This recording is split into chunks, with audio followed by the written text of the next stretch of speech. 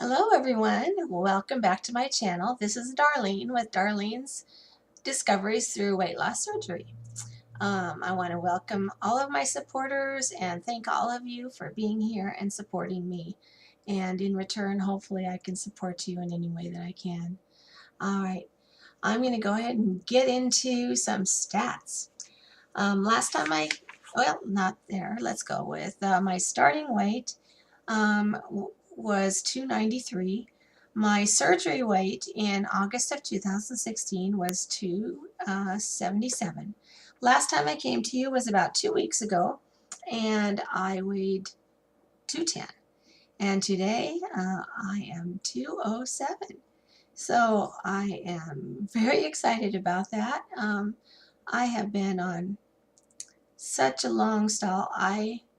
Since February, I probably lost 10 to 15 pounds of them, and most of that is in the last couple months. So that 3 pounds today was exciting for me, and I can't believe how close I am to Wonderland. That's exciting. All right. Also, I want to start sharing each month or each time I come on an NSV. And today's NSV is bathroom stalls. I used to always try to go into the handicap stall because they are bigger. And of course I'm bigger. So they're able to get in there, turn around, reach wherever you need to do. Getting into the normal stalls, I can't believe how small they were. You could barely squeeze into there, let alone try to reach around and do all your business. Anyway, so I realized that I've been going into the regular stalls and I have tons of room. I didn't realize how roomy they were. I mean, they must be making them bigger, right? So I'm excited about that because I don't have to wait for the handicap stalls, and I felt guilty going in there because I'm sure some handicap person was coming in needing to use it. So I tried to be quick about my business. Anyway, that's my NSV to share for today. All right, I'm going to go back into my regular format with talking about illnesses as they are affected with weight loss surgery. This month of November is Diabetes Awareness Month. So I thought that was a perfect time to talk about that issue. I always try to do an awareness color ribbon, and that seems to be a debate among people. I think originally it was gray. And then they came up with half the ribbon gray and half of it blue. And also always having a red drop of blood to indicate the finger sticks. Also, I found there's a blue circle for diabetes unity. I'm not sure. Anyway, I thought I came up with the first perfect top. It's gray with blue circles. Anyway, so I don't have the drop of blood, but many finger sticks to show that I have been it. Done all those drops of blood. All right, so let's get to it. Also, I'm going to do just a little bit different. Getting so long on doing these videos, they take so long, so I'm going to try to make it quicker. And I'm going to still share some myths and facts, but I found one kind of comprehensive article that I'll share what it has to say, and then link below other articles I found. All right, this first article is by the American Society for Metabolic and Bariatric Surgery, and it talks about surgery for diabetes, which I don't know if you have heard this, but I have heard that a lot of times people get bariatric surgery just because they want to cure their diabetes. I have not specifically looked into that part of it, but I know that's a lot of the research is going into that. All right, so metabolic and bariatric surgery and type 2 diabetes. Nearly all individuals who have bariatric surgery show improvement in their diabetic state. Bariatric surgeries performed in more than 135,000 patients were found to affect type 2 diabetes in the following ways.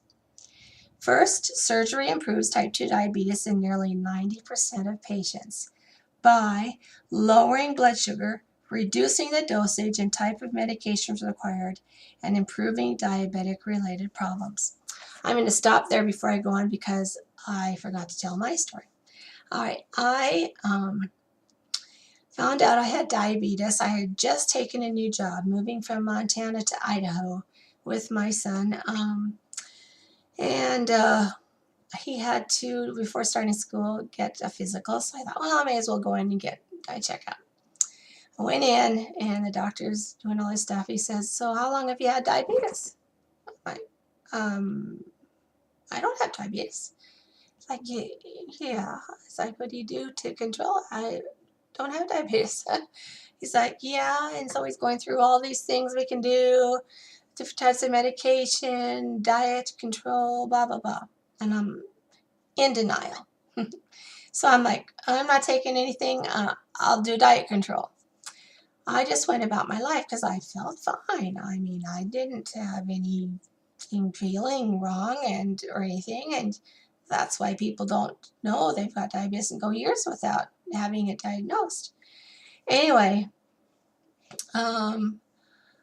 because I waited and was in denial, I was not doing well. I had problems and issues with not feeling well. I mean, it just goes on.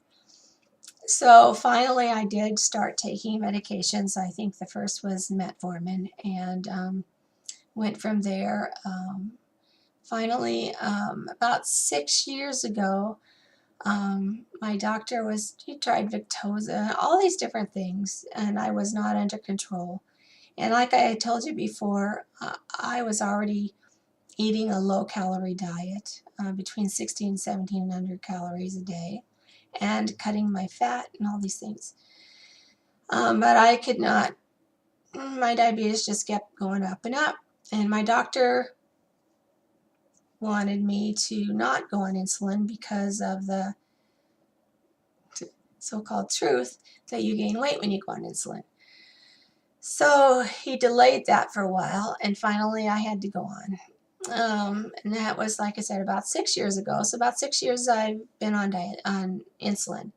And got worse and worse. It got to the point where 3 times a day, giving high doses of insulin before each meal and one at night. And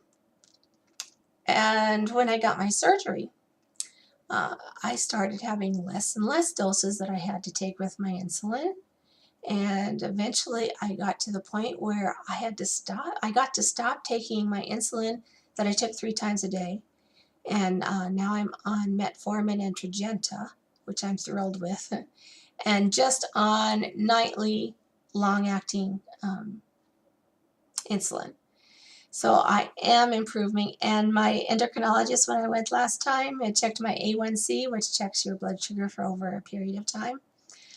I was to 6.9, and I know that might be high for some of you, but for me, I was thrilled. I'd never been in the 6s. I had been in the 10 points. So I think that's huge, huge, huge. I was so excited. My endocrinologist was too. He was thrilled, excited. In fact, when he left, he's like, well, most of my patients don't leave with such good news and things going good for them. So I was thrilled with that. So anyway, so I will continue. So for me, it definitely was lowering my blood sugar, reducing the dosage, and improving diabetes-related health problems. Next, surgery causes type 2 diabetes to go in remission in 78% of individuals, which I hope might happen to me. Reducing blood sugar levels to normal levels, and eliminating the need for diabetic medications. And the third and final thing is health improvements. Causes the improvement or remission of type 2 diabetic to last for years.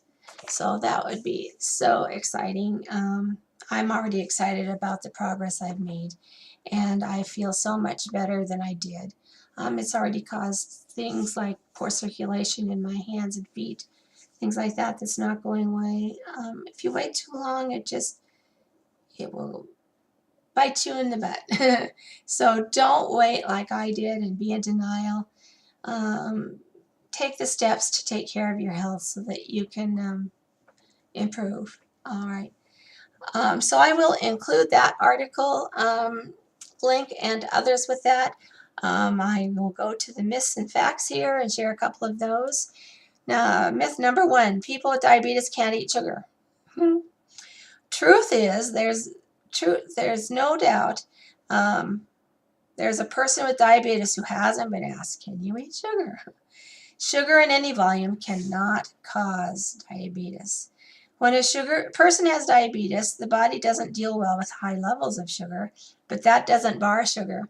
In fact, every cell in the bottle lives on glucose. That's the energy source of life.